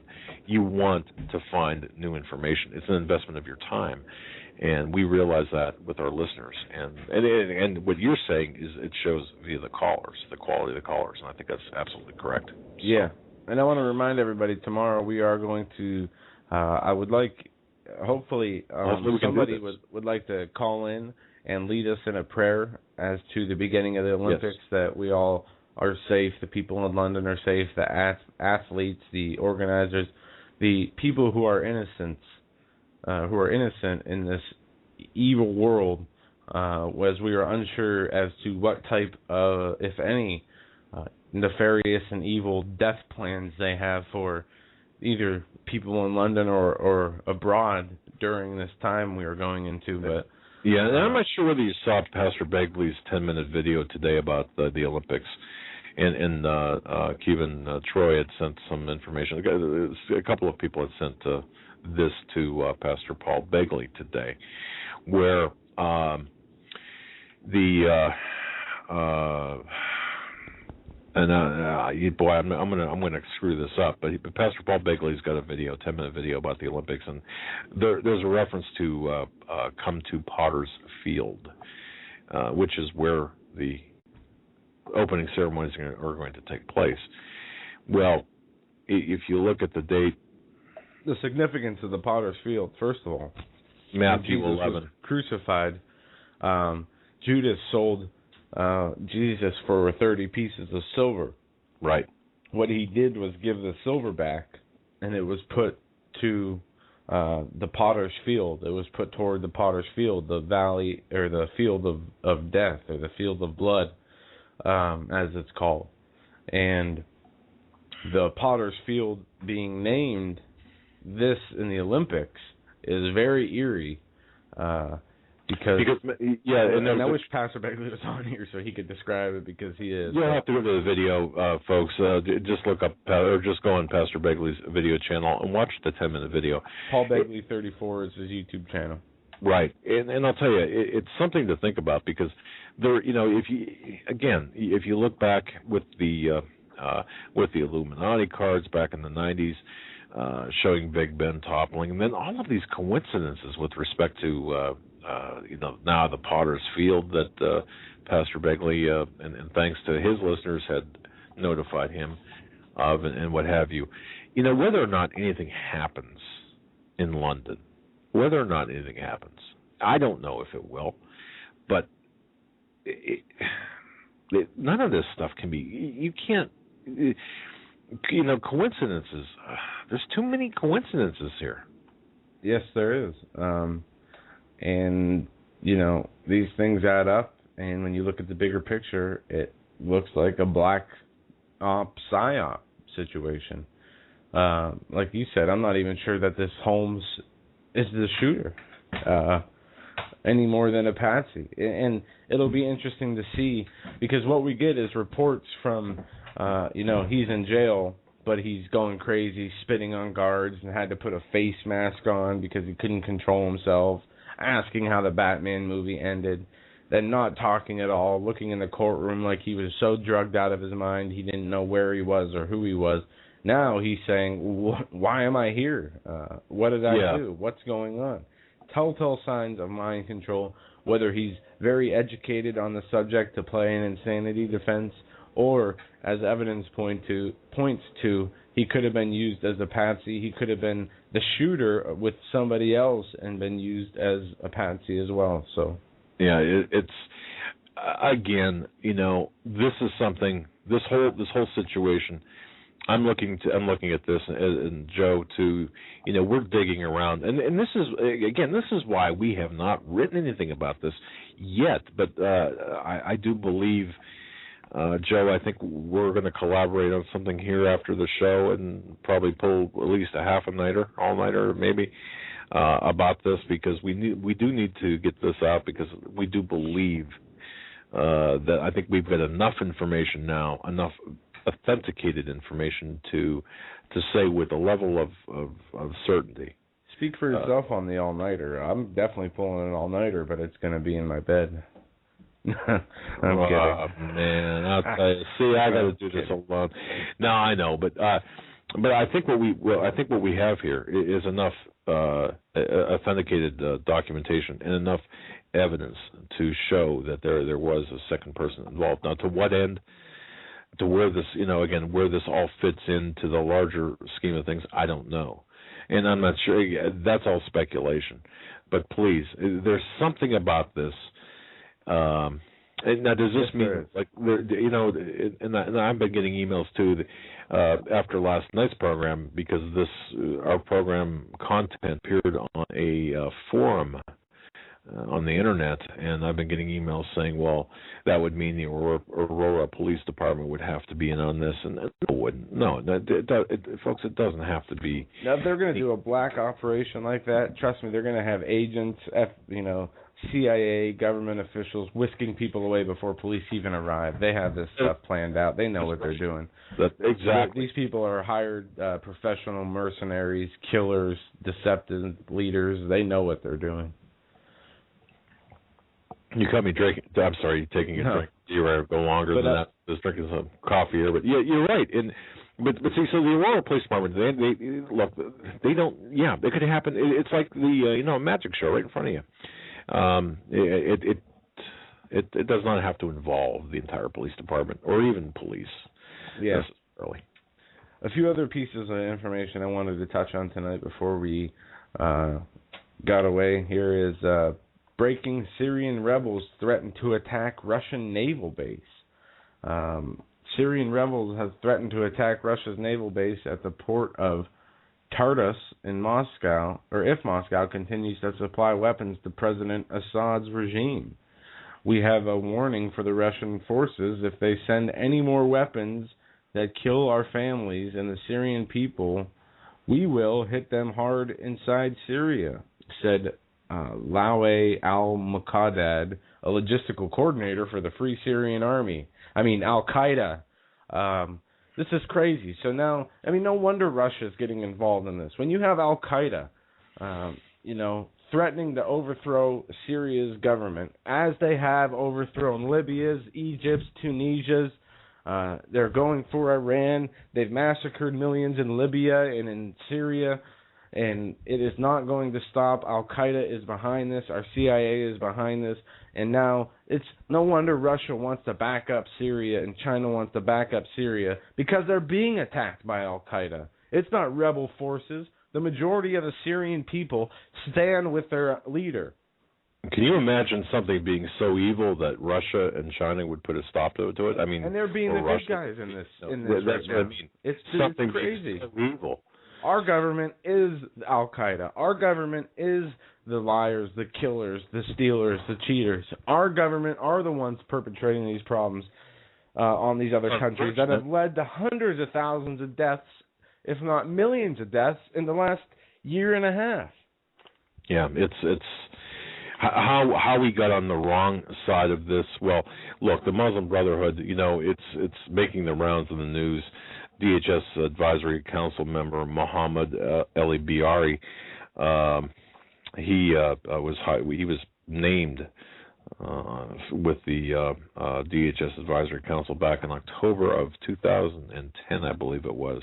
How we got on the wrong side of this? Well, we had international bankers and people like Rothschild family, globalist banking interests take over our government at the most fundamental levels, and have infiltrated and taken that completely over now to our whole military-industrial complex is controlled by peoples who have the best interest, or their interest, of creating a new world order, a one-world, Luciferian, satanic, globalist community where they can usher in Lucifer as the god of peace and as the god of light.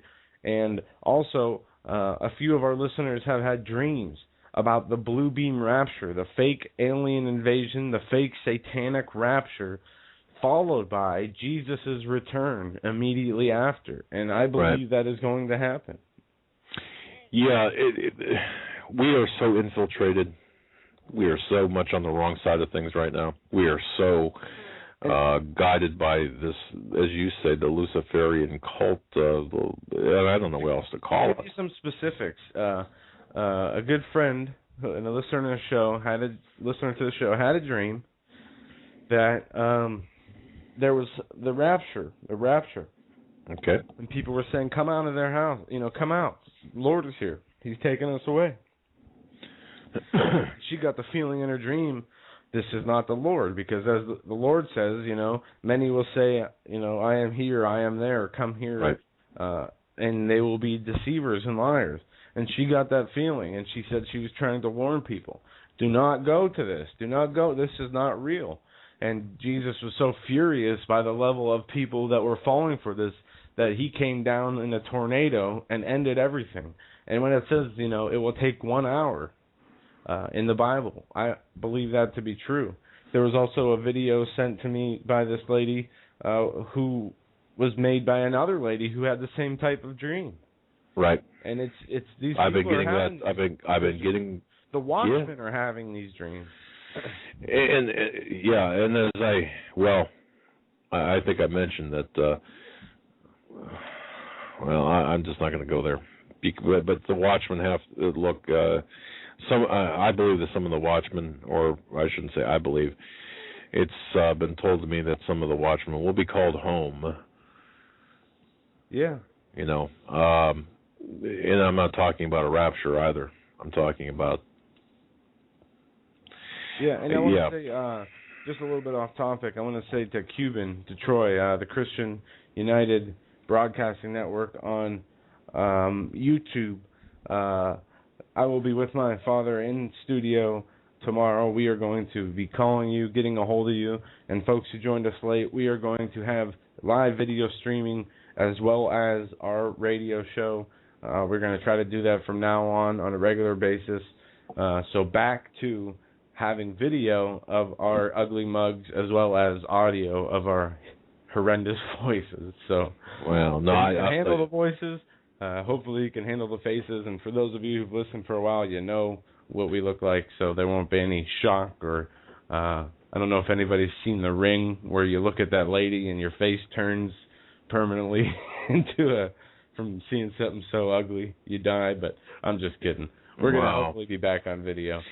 Yeah, and I think it's important to do, because what we'd like to do is we'd like to get we've got visuals to provide as well, and it's more of an interactive thing that we'd like to do. And again, this is, in my view, that this is a step where we were headed before and wanted to get to before. I mean, we did a lot of things in order to accomplish this, before we had to change. So, and somebody, Jinx in the chat room, said she misses the ties so much.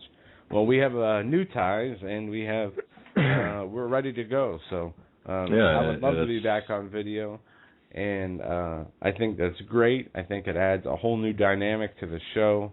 Yeah, I do too. But we're still gonna. It was disappointing to lose it when we did, but we knew we were going to get it back. And thank you, Troy, for the in advance. By the way, yes, thank you in advance for helping us. And we will still use Blog Talk as the platform, so that way we can continue people can continue to download the archives that we have, and hopefully we try to make this very simple for people too. And I know this is kind of a casual show tonight. I understand that, okay, but we did have some pretty solid information here. But anyway, we try to make it very simple for people to be able to access the archives. And we'll open the chat room an hour early tomorrow, 7:00, just so we can help people find where we're streaming the video at. We don't even know as long as we're doing that. Yeah. But I just want to make sure people have the time. We'll put some up on the website. We'll put some up on our Facebook. And for those of you who don't know, Team K9, Twitter, Facebook, and YouTube. That's Team K-N-E-I-N. We have Twitter, Team K9 Facebook, Team K9 YouTube. Also, Joe Hagmann Facebook, Doug Hagmann Facebook. That's right. Hagmann PI Twitter, Joe Hagmann Twitter. You can contact us on any of these outlets. And again, it sounds like we've got some identity crisis here with all these. No, we're using the technology, the social networking to further. We use that for furthering our. It's free marketing, so that's what we do. We have a bunch of callers on the line, though. Let's try and fit them in here. We got 11 minutes left. We're going to go to area code 630. You're on air with Hagmann and the Hagmann Report. Yes, hello? Hi. Go ahead. Hey, guys. How you doing? I just kind of started listening to your show maybe about a month ago and everything, and, I'm trying to catch up with all the episodes, and it's just been awesome. It's really it's been really good and everything. But my question basically is, I like to say that I've been woken up, over the past year or so. And my question is really, how do you wake other people up, including mainly your family and close friends and everything? Because every time I try to, say something or bring something up, I'm basically just, people think I'm crazy. I understand, caller. It's a difficult. We're in the same position. Take on. Our own close family doesn't listen to us half the time. My wife doesn't even listen to the show. Right, caller, we get that question all the time, and the persistence, prayer, and live the example. Be the example. That's what I was trying to say. Yeah, exactly. And let me tell you something. We're at a time now where it's not going to be long before people start to see it on their own, where you won't even have to say much. And also, there are those people that will never see it, no matter how blatant it is, no matter how in their face it is. Obama could come to their house and tell them they're going to take their guns away and put them in a FEMA camp, and they'll still won't believe anything's wrong with it. But what you do is be the example, reach out to who you can, interact with who will talk to you and interact back with you, and just pray for the rest of them, and pray that you're led to the right people, that you can affect the right people. Exactly. And do your best, caller. That's all that we can say, because a lot of people, like Joe said, will just refuse to listen. And you can't help everybody, or you can't help those that don't want to be, informed and awakened. But don't give up. Don't give up, because we certainly my family, I feel like they don't even, they don't even take me seriously and everything. But the thing is, though, I've noticed myself. I grew up a Catholic and everything, and I've always been a pretty, faithful Catholic, and I've definitely, ever since I heard the first episode with Steve Quayle, I've just taken more of an interest into, reading the Bible and everything. It's just like, it's kind of unbelievable, just the transformation over the past few weeks. Keep it up, guys. Well, thank you. And I spent I spent 4 years in a seminary long time ago, and I'll tell you what, I've learned more about the Bible outside of the seminary than I did in the 4 years I spent there. So it's interesting, how things happen. But thanks for the call, and thanks for thanks for listening, and thank you for. I'm glad you like the show. I really am. Yep. All right. Thanks, guys. All right. Go ahead, Joe. We have anything? I'm sorry, I was addressing somebody in chat that said that they didn't have the podcast. Okay, go to URL, but HomelandSecurityUS.com and click on Recent Broadcasts, and that'll take you right to. You can download them, or you can listen to them via your player on your computer, or you can download them as for your MP3 player, or you can burn them to CDs or whatever. Whatever you want to do. Thank you. And I'll try and post the podcast URL in here in a couple minutes we got left. We're going to move on to another caller. We got about 5 minutes left before the end of the show. Caller in area code 305. You are in live with the Hagmann and Hagmann Report. Hi. Hello. Just real quick, on Steve Quayle's site tonight, he had an article up about this Holmes guy being involved in a mind program, flicker rate program out of the Salk Institute. But also, backtracking, remember a few months ago when the zombie thing all hit and everything, and Steve was talking about this drug scopolamine that comes from this tree down in Colombia? And I was reading up on that tonight again because I went over to Beastwatch News, and they had posted the article back up again. And it says that the drug turns people into complete zombies and blocks memories from forming. So even after the drug wears off, victims have no recollection as to what happened. It says one victim told Vice that a man approached her on the street asking her for directions. Since it was close by, she helped the man to his destination and they drank juice together. She took the man to her house and helped gather all her belongings. Like they did robberies, people were raped, and they had no memory of being involved in any of it. Okay, so yeah, it could be a combination of he was in some kind of MK Ultra program developing this, creepy technology for making multiple personalities. Plus, maybe they turned around and used it on him and drugged him up with this drug. Just throwing this out there. I mean, I don't know that any of this is true. And that this would reason to be why he's saying now he has no memory or anything. And remember the pictures of him, how creepy he looked? His eyes looked all weird and everything. That's right. He actually looked like he was a zombie. So, anyway, I just wanted to say that. So, if you guys are going to do some research, maybe, I wonder if anybody did any kind of, we'll probably never know if they tested any drug, with the blood work and everything is on them, but, they did, and those records are sealed. Yeah, they did a number of things, and everything has been sealed by judicial order. Oh, yeah, and how about that notebook he supposedly wrote, but the college says, hey, it wasn't delivered when you said it was, it would have just come in on Monday, so, they're floating out some notebook and stuff. How do we even know? The guy can't even string a sentence together anymore. Just like Osama bin Laden's DNA was confirmed to be his before they dumped his dead body in the ocean, as they state, which is impossible. I mean, completely impossible. They resurrected that guy so many times that we don't even know if he was even real. Amen. Anyway, thanks for the show. God bless you. Thank you very much. Yeah, God bless you. Thank you so much for calling. Can we fit one more in? Yes, we can. We're going to go to area code 208. You're on live with the Hagmann and Hagmann Report.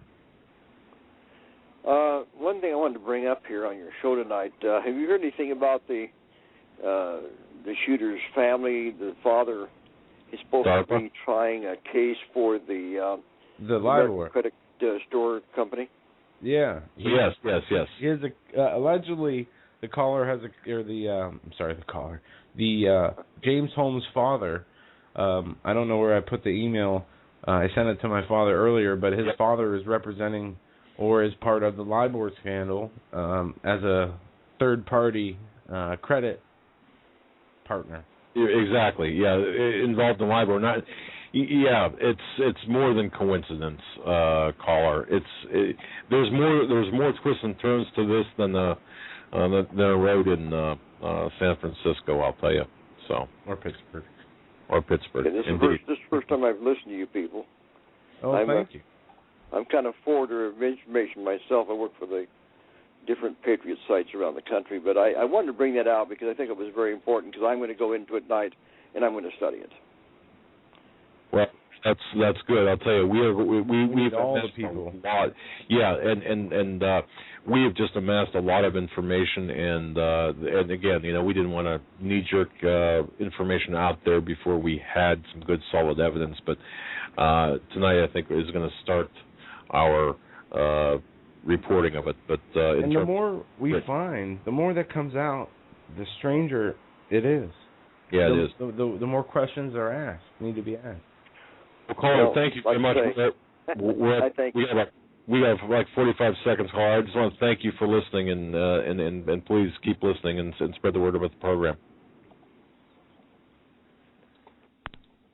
All right, caller. Thank you so much for your call. I hope you call back again when we have more time. Yeah, we're up against the end of the show. We have 11 callers in queue still.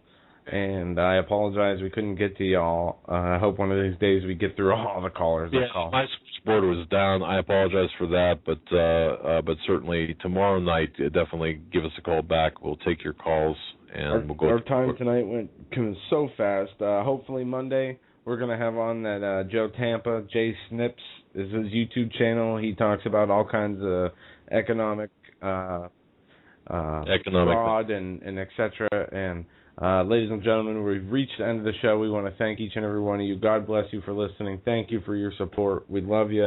We cannot thank you enough. We couldn't do it without you. Good night.